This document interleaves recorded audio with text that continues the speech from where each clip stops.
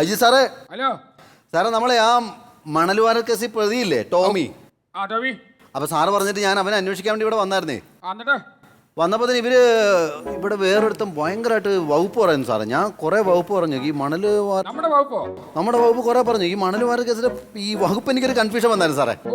അപ്പൊ ഞാൻ ഇവനോട് ചോദിച്ചപ്പോ ഇവിടെ ഒരു മെമ്പർ ഉണ്ട്, അവൻ എല്ലാ വകുപ്പും കൃത്യമായിട്ട് അറിയാവുന്നവനാ. ഈ വകുപ്പ് മൊത്തം അവനറിയോ? ഇവന് പ്രതിനെ വിട്ടു തരുന്നില്ല സാറേ. അത് ഇവിടെ പഞ്ചായത്ത് മെമ്പറാന്ന് പറഞ്ഞു. ഇവന് എല്ലാ വകുപ്പിലും നല്ല നിയമ പാണ്ഡിത്യമുള്ളവനാ.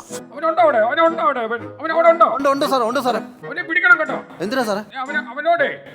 അവനോട് നീ ചോദിച്ചേ, നമ്മൾ ഈ IG റാങ്കിലൊക്കെ ഉള്ളവര്, IG റാങ്കിലുള്ളവര് ഗേൾ ഫ്രണ്ടുമായിട്ട് വണ്ടിയെ പോയിട്ട് ഒരാളെ ഇടിച്ചു കൊന്നു കഴിഞ്ഞാലേ അതിന്റെ വകുപ്പ് എന്തുവാന്നൊന്ന് ചോദിച്ചേടാ അവനോട്. സാറേ ഒന്ന് ഹെൽപ്പ് ചെയ്യടാ, ഒന്ന് പെട്ട് നിൽക്കടാ, ഒന്ന് ചോദിടാ, ഒരു ആവശ്യത്തിന് നടക്കട്ടാ ഒന്ന്. സാറേ ഞാനിവിടെ നടക്കടാ സാറേ. അതെ നമ്മളെല്ലാരും ഒരിടത്തുള്ള അല്ലയോ, ഒന്ന് ചോദിര്. ഞാൻ നോക്കിയിട്ട് പറഞ്ഞുതരാം സാറേ. ഒരു മിനിറ്റ് സാറേ, ഞാൻ അങ്ങോട്ട് വിളിക്കാം സാറേ. ഒന്ന് ഹെൽപ്പ് ചെയ്യാൻ പറ സാറേ. അജി സാറേ പോക്കിക്കോളാം സാറേ. ഓക്കെ.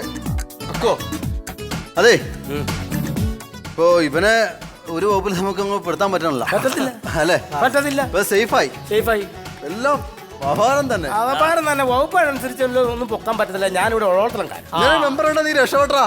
പക്ഷെ ഈ മെമ്പറെ ഞാനങ്ങ് പൊക്കുവാ. എന്തിനാ പൊക്കുന്നതെന്നോ? ഇത്രയും നേരം മെമ്പർ ഇവിടെ കിടന്ന് ഈ തത്ത പറയുന്ന പോലെ ഇവിടെ ചെയ്ത തെറ്റുകൾ മുഴുവൻ പറഞ്ഞായിരുന്നോ? ശിക്ഷ കിട്ടിയിട്ടില്ലല്ലോ. പറഞ്ഞോർ തന്നെ ആരും ഇതൊക്കെ ഞാൻ ഈ ഫോണിനകത്ത് റെക്കോർഡ് ചെയ്ത് വെച്ചിട്ടുണ്ട്. ഇത് വീഡിയോ ഓൺ ചെയ്തിട്ടാണല്ലോ. നമ്മൾ പോലീസിന്റെ ബുദ്ധിയാണല്ലോ. മെമ്പറെ വല്ല വകുപ്പുണ്ടോ നോക്കാൻ രക്ഷപ്പെടാൻ. ഇതിനകത്ത് വകുപ്പ് തീർന്നു. എന്നെ രക്ഷിക്കാനുള്ള വകുപ്പ് ഇല്ലല്ലോ തമ്പുരാനെ. മെമ്പർ എങ്ങനെ രക്ഷപ്പെടാൻ നോക്കും? എന്നെ രക്ഷിക്കാൻ എന്തായാലും വകുപ്പുണ്ട്. നീ രക്ഷിക്കാൻ ഒരു വകുപ്പ് ഞാൻ നോക്കിയിട്ട് കാണല്ല. പിന്നെ ഈ മെമ്പർ പോയി കഴിഞ്ഞാൽ കുറച്ചു കാലത്തേക്ക് പഞ്ചായത്ത് രക്ഷപ്പെടും എന്നുള്ള ഉറപ്പാ.